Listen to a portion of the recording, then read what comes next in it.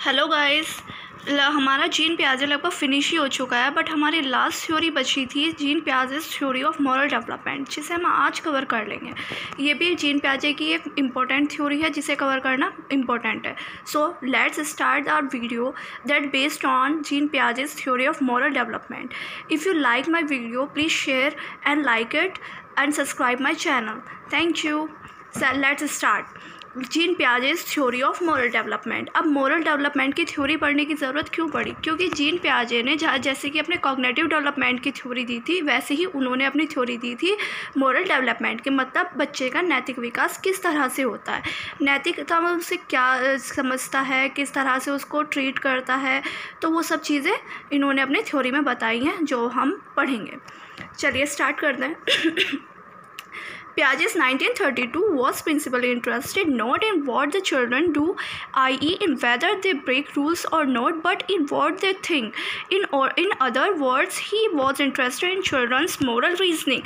मतलब sorry, gene पियाजे क्या थे? जीन पियाजे वॉज प्रिंसिपली इंटरेस्टेड, मतलब जीन पियाजे इंटरेस्टेड थे। उनकी महत्वपूर्ण रुचि किस में थी? उनकी महत्वपूर्ण रुचि इसमें नहीं थी कि बच्चा कैसा है, कौन है, क्या है, बट उनकी जो प्रिंसिपल उनकी इंटरेस्ट था वो किस में था? वो ये जानने में था कि जो बच्चा है वो रूल्स को कैसे लेता है। मतलब कि जैसे एक बच्चा है, उसको हमने रूल्स दिए कि बच्चा ये रूल्स हैं और ये काम तुम्हें इन रूल्स के मुताबिक करना है, तो बच्चा उन रूल्स को तोड़ेगा या नहीं तोड़ेगा। बच्चा क्या सोचता है, वो क्या नहीं सोचता किसी भी टॉपिक को लेके, तो ये सब चीज़ें वो जानने में इच्छुक थे। कौन? जीन पियाजे। जीन पियाजे इंटरेस्टेड थे सिर्फ ये जानने में कि बच्चा रूल्स को तोड़ता है, नहीं तोड़ता, बच्चा क्या सोचता है और वो क्या करता है। In others words he was interested in children's moral reasoning. अब हम इसी बात को अलग वर्ड्स में कह सकते हैं। अलग वर्ड्स में कैसे? अब इन बात को अलग वर्ड्स में ऐसे कह सकते हैं कि जीन पियाजे का जो इंटरेस्ट था वो बच्चे की मॉरल रीजनिंग में था, मतलब बच्चे के मॉरल डेवलपमेंट में, मॉरल मतलब नैतिक उसकी तर्क शक्ति जो थी वो उसमें इंटरेस्टेड थे। ठीक है।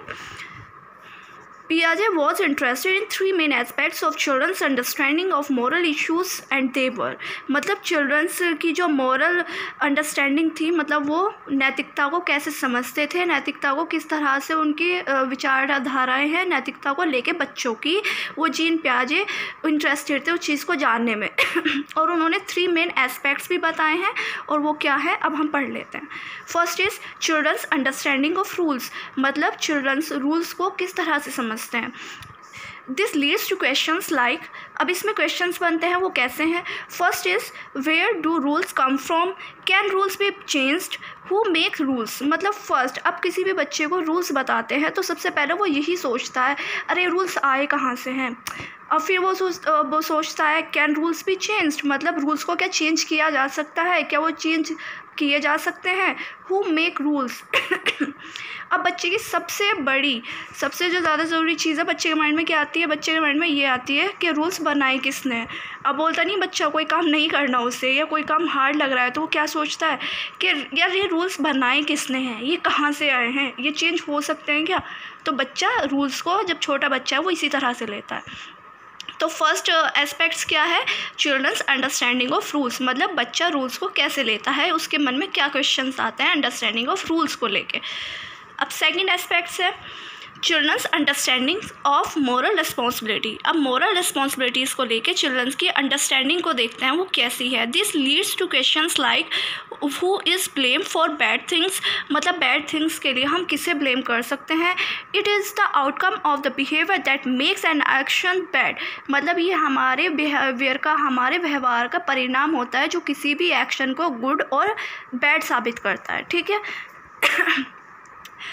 Is there a different between accidental and deliberate wrong doing, मतलब क्या वहाँ पे एक डिफरेंट होता है, क्या वहाँ पे डिफरेंस है किसी चीज़ को, किसी एक्शन को जानबूझकर करने में, या एक्सीडेंटल मतलब सडनली अगर हमसे कोई गलती हो जाती है उसे करने में, और जानबूझकर की गई गलती में क्या कोई अंतर होता है या नहीं होता। ये बच्चे की मॉरल रेस्पॉन्सिबिलिटी जो आती है ना, अंडरस्टैंडिंग ऑफ मॉरल रेस्पॉन्सिबिलिटी, ये क्वेश्चन बच्चा उनमें सोचता है। अब जो थ्री मेन एस्पेक्ट्स थे ना, दो हम पढ़ चुके हैं, थर्ड है चिल्ड्रंस अंडरस्टैंडिंग ऑफ जस्टिस। अब चिल्ड्रन के माइंड में, बच्चों के माइंड में क्या आता है? जस्टिस को लेके आता है कि जस्टिस किस तरह से दी जाती है। This leads to questions like should the punishment fit the crime, are the guilty always punished. अब बच्चे के माइंड में ये आ रहा है कि जो पनिशमेंट है जो कि जिस क्राइम के लिए दी जा रही है क्या वो उसके लिए फ़िट है या नहीं है।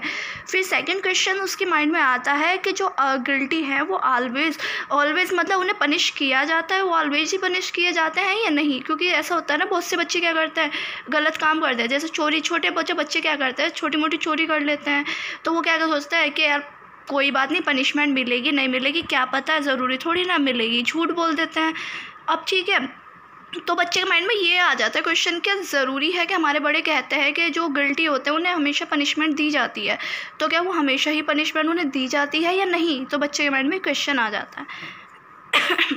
Piaget found that children's ideas regarding rules, moral judgments and punishment tended to change as they got older। मतलब जीन पियाजे ने ये अब वो जानते थे, जीन पियाजे ने फाउंड किया कि क्या नाम है, जो बच्चे हैं उनके आइडियाज़ हैं रिगार्डिंग किसके, रिगार्डिंग रूल्स, जो मोरल जजमेंट्स है एंड पनिशमेंट है, उनको लेके जो बच्चे के रूल्स हैं, बच्चे का माइंड अंडरस्टैंडिंग है वो चेंज होती रहती है। कैसे, जब बच्चा जैसे जैसे बच्चा बड़ा होता है वैसे वैसे चेंज होती रहती है। अब छोटे बच्चे को बोल दो आप झूठ बोलोगे पाप लगेगा, चोरी करोगे तो पनिशमेंट मिलेगी, बट बच्चा क्या है, बड़ा होते होते वो पहले तो ये चीज़ मानता है, बड़ा होकर नहीं मानता, उससे बड़ा हो जाता है, वो समझ जाता है कि किस चीज़ को करने से क्या रिज़ल्ट निकलेगा, किस चीज़ का क्या रिज़ल्ट होगा। तो बच्चा छोटे से लेके बड़े तक की थिंकिंग अलग होती है, चाहे वो मोरल डेवलपमेंट हो या फिर वैसे ही मॉरल रीजनिंग है या फिर उसकी मेंटल रीजनिंग है। मतलब हर चीज़ को लेके बच्चे की जो ग्रोथ जैसे जैसे बढ़ेगी वैसे वैसे बच्चे का मेंटली डेवलपमेंट होता रहेगा। In other words, just as there were stages of children's cognitive development, so there were also universal stages to their moral development. Piaget's 1932 suggested two main types of moral thinking। अब क्या है, gene पियाजे ने क्या बोला कि जैसे कि हम समझ सकते हैं कि जीन पियाजे की जैसे कॉग्निटिव डेवलपमेंट को लेके उसकी स्टेजेस थी ना, उसी तरह से यूनिवर्सल स्टेजेस हैं मोरल डेवलपमेंट की। बच्चे की जो मोरल डेवलपमेंट है उसकी भी मोरल डेवलपमेंट की स्टेजेस हैं, जिस तरह से कॉग्निटिव डेवलपमेंट की स्टेजेस थी। तो वो कौन कौन सी स्टेजेस हैं, जीन पियाजे ने उसके टू मेन टाइप्स बताए हैं, या स्टेजेस बोल सकते हैं इसको। टू मेन टाइप्स हैं, वो क्या है, हेटोनमस मॉरलिटी जिसे कि हम मोरल रियलिज्म के नाम से भी जानते हैं, और सेकंड है ऑटोनमस मॉरलिटी जिसे हम मोरल रिलेटिविज्म के नाम से भी जानते हैं। अब कहीं भी आपको अगर ये नेम मिल जाए मोरल रियलिज्म तो आप कंफ्यूज मत होना, इसका अदर नेम यही है।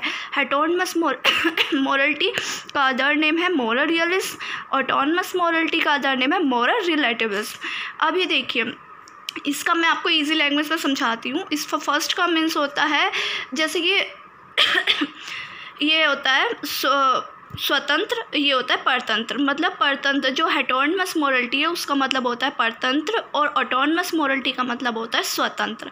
अब परतंत्र कोई टिपिकल वर्ड नहीं है, स्वतंत्र कोई टिपिकल वर्ड नहीं है, आप इसके नेम से ही समझ रहे हो, वर्ड से ही।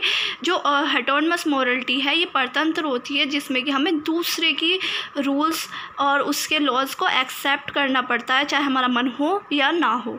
ऑटोनमस मोरलिटी होती है स्वतंत्र, इसमें बच्चा फ्री होता है, उसके पास फ्रीडम होती है रूल्स और रेगुलेशंस को मानने की या अपने रूल्स बनाने की। अब हम इसको समझते हैं वन बाय वन।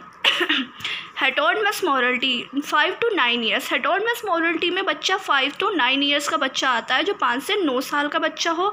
अब ये क्या कहती है stage, The stage of heteronomous morality is also known as moral realism, morality imposed from the outside. Children regarded morality as as obeying other people's rules and laws which cannot be changed. जैसा मैंने अभी आपको बताया था, heteronomous morality को other name कैसे जाने जाता है, वो अदर नेम क्या है, moral realism। और ये इसमें क्या होता है morality मतलब जो नैतिकता होती है imposed from the outside, morality outside मतलब बाहरी ओर से हमारे पर इम्पोज की जाती है। Children's regarded morality as obeying other people's rules and laws which can not be change. अब जो बच्चा है वो दूसरों के रूल्स, दूसरों के लॉज उसको मानने पड़ते हैं, उनके मतलब जैसे वो कह देंगे बच्चे को वैसे ही करना पड़ेगा, वैसे ही अपने जो थिंकिंग है लानी पड़ेगी, और ये रूल्स क्या होते हैं, ये चेंज नहीं हो सकते। they accept that all rules are made by some authority figures, i.e. parents, teachers, court। अब बच्चा क्या होता है, बच्चे सोचता है या बच्चे को पता है कि ये रूल जो है वो बनाए गए हैं जो कि सम अथॉरिटीज़ फिगर है, जो कैसे है, जैसे उसके गार्जियंस हो गए, मम्मी पापा हैं, पेरेंट्स, टीचर्स हैं, बोर्ड हैं, इनके रूल्स होते हैं। अब सबको पता है घर में मम्मी पापा के रूल्स हैं, कॉलेज स्कूल में टीचर्स के रूल्स हैं, और पूरी हमारी जो यूनिवर्सल है, हमारा जो पूरा वर्ल्ड है, उसमें रूल्स किसके चलते हैं, हम नेचर बोलते हैं ना, नेचर है, कहीं ना कहीं हम गॉड के रूल्स बोलते हैं। भगवान को जो सब लोग भगवान पे मानते हैं वो सोचते हैं गॉड्स के रूल है, ये ऐसा करना चाहिए, वैसा करना चाहिए, भगवान ऐसे खुश होंगे, वैसे होंगे। तो हम बच्चों को अपने वही सिखाते हैं कि बेटा ऐसे पूजा कर, ऐसे प्रे कर, ऐसे कर। तो ये सब चीज़ें रूल्स क्या है, तो बच्चे के माइंड में क्या है कि पेरेंट्स, टीचर और गॉड ने ही रूल बनाए हैं, जो चेंज नहीं हो सकते, उसको मानने ही पड़ेंगे। And that breaking the rules will lead to immediate and severe punishment. अब क्या होगा, अगर वो बच्चे इन रूल्स को तोड़ेगा तो क्या होगा, ये रूल तोड़ते ही उसे क्या मिलेगी, पनिशमेंट मिलेगी।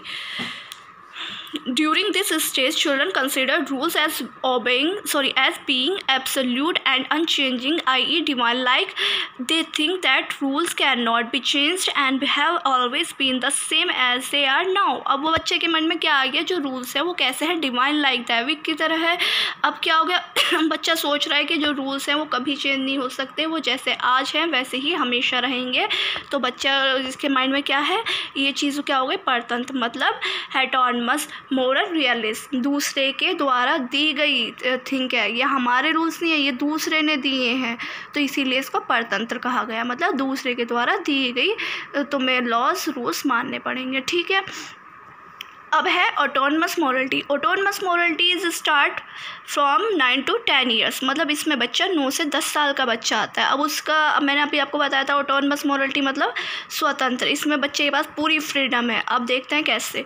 The stage of autonomous morality is also known as moral relativism, morality based on your own rules. Children recognize there is no absolute right or wrong, and that morality depends on intention, not consequences. Piaget believed that around the age of 9 to 10 children's understanding of moral issues अब इसमें क्या है, अब इस stage में बताया गया है कि जो स्टेज है ऑटोनमस मोरलिटी की, वो एक अलग नाम से जानी जाती है। किस नाम से, मोरल रिलेटिविज्म के नाम से। और इस एज में बच्चे क्या है, वो बच्चा रिकॉग्नाइज करता है कि क्या सही है और क्या गलत है, और जो रूल्स है वो उसके ऊपर डिपेंड है कि उसको क्या मानने हैं, क्या नहीं मानने। वो दूसरों के रूल्स नहीं मानता, अपने रूल्स खुद बनाता है और वो फॉलो भी वो खुद ही करता है। अब जीन पियाजे बिलीव करते हैं कि जो दैट 9 to 10 ईयर्स का जो बच्चा है उसके अंदर अंडरस्टैंडिंग आ जाती है मोरल इश्यूज़ को समझने की, मतलब नैतिकता से रिलेटेड इश्यूज़ को समझने की अंडरस्टैंडिंग 9 से 10 साल के बच्चे में आ जाती है। अब जीन पियाजे की थ्योरी हमारी लास्ट थ्योरी थी। जीन पियाजे की थ्योरी हम कर चुके हैं, कॉग्निटिव डेवलपमेंट की भी कर चुके हैं, स्कीमा के बारे में भी हम जान चुके हैं। अब है जीन पियाजे की थ्योरी मोरल डेवलपमेंट, ये भी फिनिश हो चुकी है। अब सिर्फ हमारे इसके ऊपर जो क्वेश्चंस थोड़े बहुत बनते हैं, मैं आपको वो डिस्कस करूँगी अपनी नेक्स्ट वीडियो में। So if you like my video, if you like my effort, so please like my video and subscribe my channel. And thank you very much for listen to me very carefully। अब मैं आपको हर video में अपने last में thank you ज़रूर बोलती हूँ, क्योंकि ये थैंक यू बनता है, क्योंकि आप लोग बड़े ध्यान से मेरी वीडियो देखते हैं, उसे लाइक करते हैं, और जिन सब ने मेरा चैनल भी सब्सक्राइब किया उनको थैंक यू सो मच, और जो अब करने वाले हैं उनको भी thank you. And best of luck, bye bye.